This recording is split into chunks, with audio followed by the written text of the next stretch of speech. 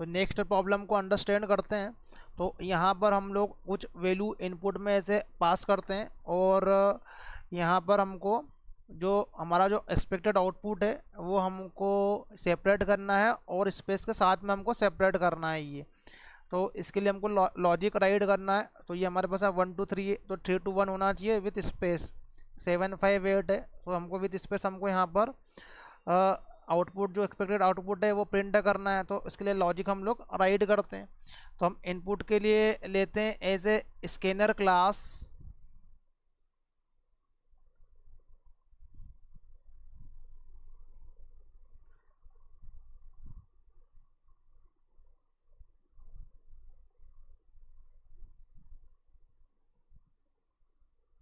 सो scanner class जहाँ से हम हमेशा हमारा जो इनपुट है हम उसको यहाँ से पास करेंगे।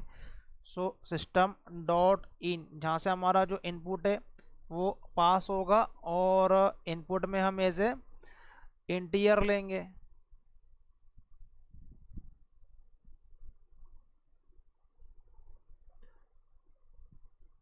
सो एज ए इनपुट हमने यहाँ पर इनपुट पास किया है ये, तो हमको लॉजिक राइट करना है। तो इस पर्टिकुलरली नंबर के लिए लॉजिक राइट करने के लिए यदि हम किसी भी नंबर को 10 से डिवाइड करें तो जो हमारे पास में रिमाइंडर वैल्यू रहेगा तो वो रिमाइंडर वैल्यू वाला लॉजिक हम यूज़ कर सकते हैं।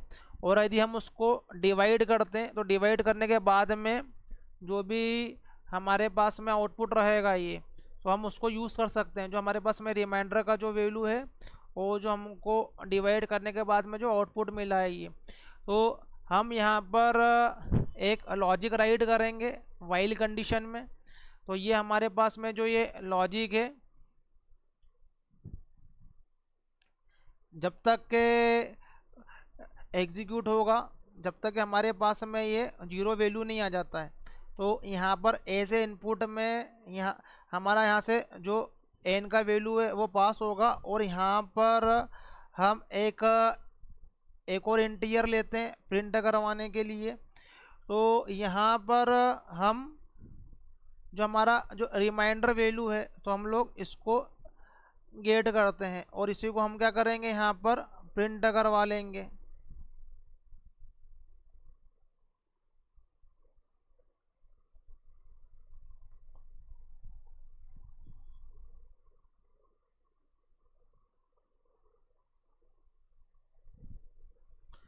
तो ये हमारे पास में रिमाइंडर का वैल्यू आएगा और ये प्रिंट होगा। और जो हमने यहाँ पर डिवाइड किया है तो जो डिवाइड का जो वैल्यू है हम उसको वापस से रीअसाइन करेंगे। सो n डिवाइडेड बाय 10। सो जो हमारे पास में वैल्यू रहेगा डिवाइड करने के बाद में हम उसको वापस से n में असाइन करेंगे। तो यहाँ पर हमारा इनपुट रहेगा 1 2 3।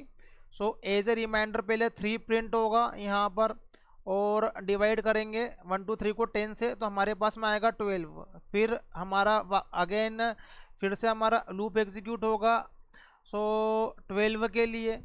सो पहले हमारे पास में यहाँ पर 3 प्रिंट होगा, फिर 12 के लिए हमारे पास में लूप फिर से एग्जीक्यूट होगा। सो जो n के अंदर हमारे पास में 12 वैल्यू है तो रिमाइंडर हमारे पास में जो रहेगा वो आएगा 2 और जो हमारे पास में डिवाइडेड जो किया वैल्यू वो आएगा 1। सो लूप फिर से हमारे पास में एग्जीक्यूट होगा ये।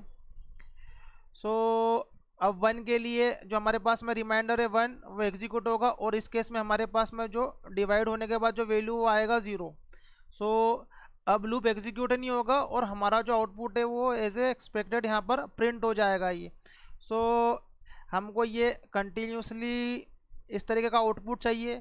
तो मैंने यहाँ पर system dot out dot println right किया है, बट हमें आउटपुट में सीक्वेंस में चाहिए डेटा, हमको line by line data print नहीं करवाना है। तो इस कोड को हम रन करते हैं और देखते हैं।